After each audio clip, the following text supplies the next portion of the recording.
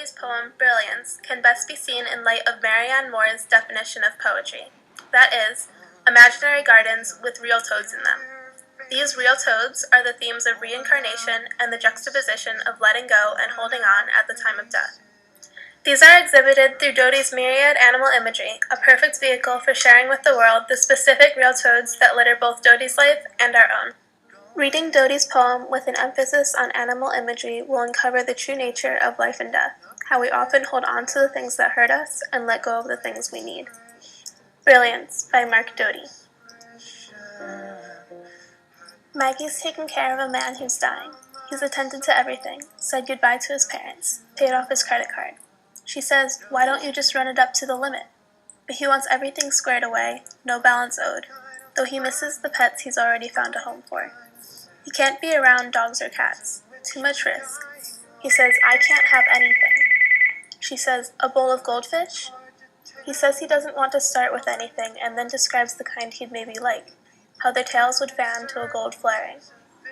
They talk about hot jewel tones, gold liqueur, say maybe they'll go pick some out, though he can't go much of anywhere, and then abruptly he says, I can't love anything I can't finish.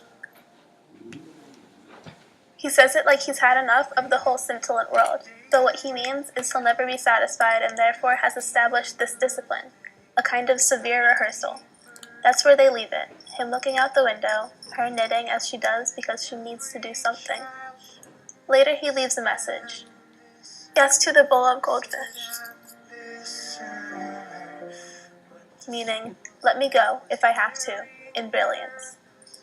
In a story I read, a Zen master who'd perfected his detachment from the things of the world remembered, at the moment of dying, a deer he used to feed in the park, and wondered who might care for it, and at that instant was reborn into the stunned flesh of a fawn.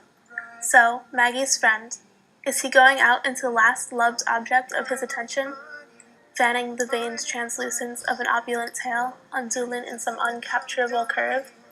Is he bronze chrysanthemums, copper leaf, hurried darting, doubloons, icon-colored fins troubling the water?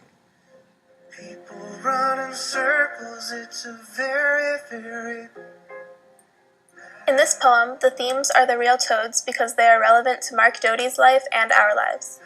In 1989, Doty's partner, Wally Roberts, tested positive for HIV. Roberts died in 1994. Doty's poem is about his husband, but it is not an outline of his life and death. It is an imaginary garden that we can all relate to because of the toads, and of course, the more literal animals in Doty's abundant animal imagery. His poem is a lesson about letting go and holding on in the right amounts and at the right times. This lesson is applicable not only to Doty's life, but our lives as well. We all have our own versions of goldfish, with tails fanning to a gold flaring, troubling the water. faces, worn out places.